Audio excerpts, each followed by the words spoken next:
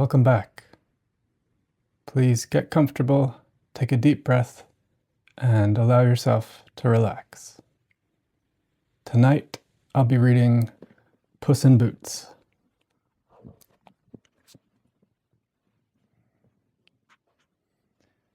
There once was a miller who was so poor that when he died, he had nothing to leave his 3 sons, but his mill, his donkey, and his cat. These things were quickly shared by the sons. No lawyer was needed to settle the estate. The eldest son took the mill, the second took the donkey, and so the third and the youngest received nothing but the cat. Really, he was not very happy about it. "My brothers," said he to himself, "may make a living by joining forces.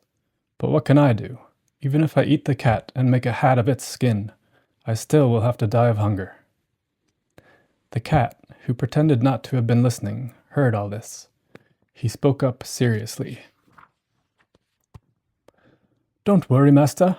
Just get me a bag and a pair of little boots made for me. Then you will see that I'm not such a bad bargain after all." The cat's master did not expect much, but he had seen how clever the cat was catching rats and mice. He had noticed how he had hung by his heels, pretending he was dead, or hid himself in the flour bin, so he was not without hope that something good would come of it. After the cat had received what he asked for, he pulled on the little boots and strutted around in them. Then he put the bag around his neck, holding the string between his 2 front paws, and went to a piece of ground where there were large numbers of rabbits. He put some bran and lettuce in the bag and stretched himself out, pretending he was dead. The sly Puss had just settled himself, when things worked out according to plan. The frisky and foolish young rabbit put his head into the bag and started to nibble the food. Puss immediately pulled the string tight and had his catch. Proud of his prize, he went straight to the king's palace and asked to speak to his majesty.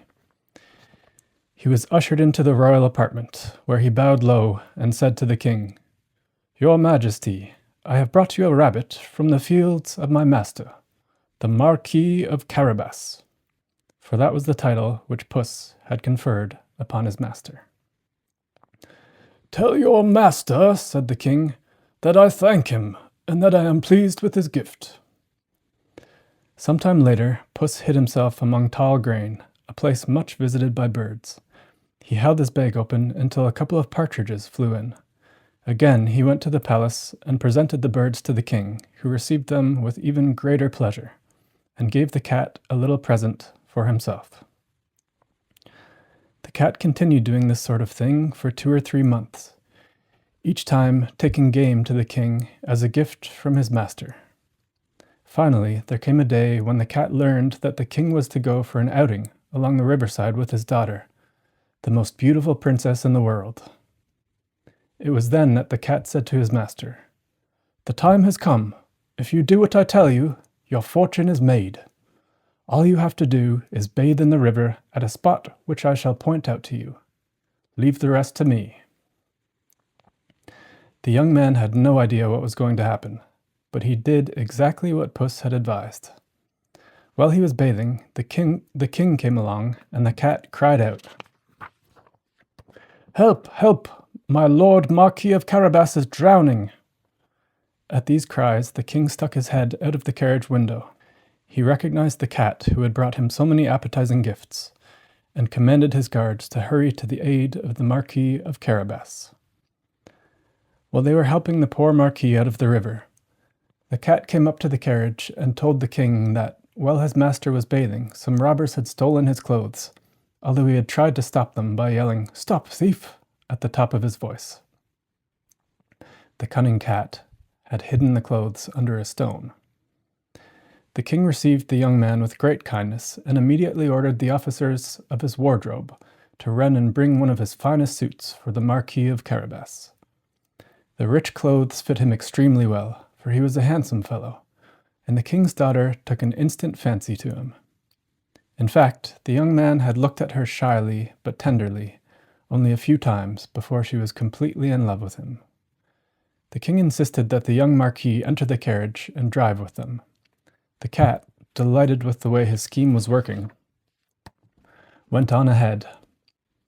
Soon he came to a place where some farmers were mowing a meadow, and he said to them, "My good people, be sure to tell the king that the meadow you are mowing belongs to the Marquis of Carabas. If you don't, you will be chopped into mincemeat." Just as the cat had expected, when the carriage came along, the king asked the mowers to whom the meadows belonged. "To my lord Marquis of Carabas," replied the mowers, for they were taking no chances at the cat's threat. "You have a very fine estate here," said the king to the marquis. "You can see for yourself, your majesty," replied the young man. "This meadow yields a rich harvest every year." Still keeping ahead of the carriage, the cat saw some reapers in a field, and said to them, "My good people, be sure to tell the king that the field you are reaping belongs to the Marquis of Carabas. If you don't, you will be chopped into mincemeat." A few minutes later, the king passed by and asked who was the owner of all the fields. "My lord Marquis of Carabas," replied the reapers.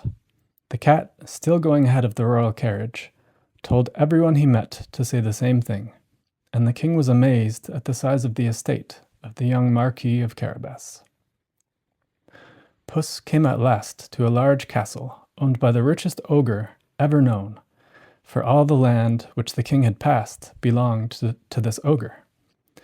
The cat had already found out who this ogre was and what magic things he could do, so he asked to speak with him, saying that he wished to pay his respects to so rich and great a magician.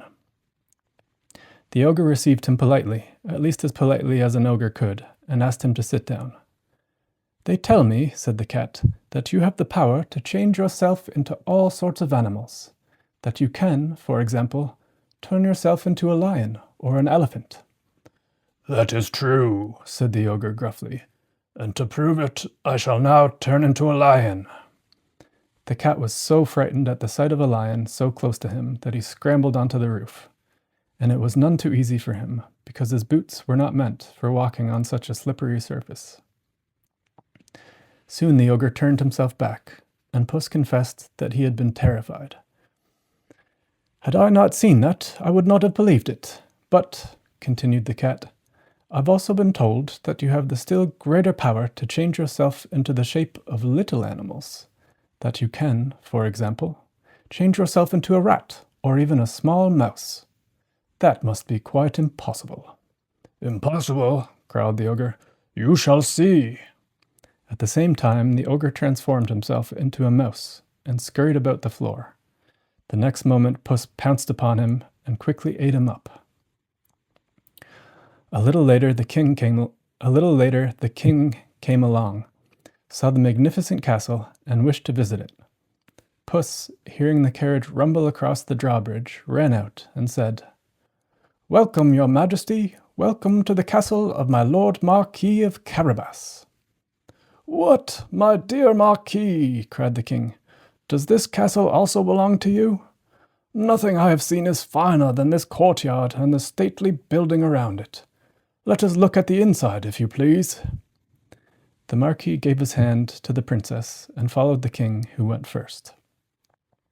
They passed into a huge hall where a magnificent feast had been spread by the ogre for certain friends of his.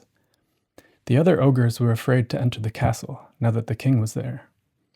The king was won over by the charm and fine figure of the Marquis.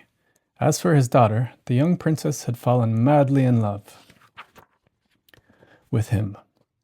So having drunk 5 or 6 glasses of wine, and seeing the vast estate all about him, the king said, "My dear Marquis, if you wish to be my son-in-law, it rests entirely with you." Bowing very low, the Marquis accepted the honor bestowed upon him. The very same day he was married to the princess. Puss became a person of great importance at court. Never again did he chase a mouse, except for fun.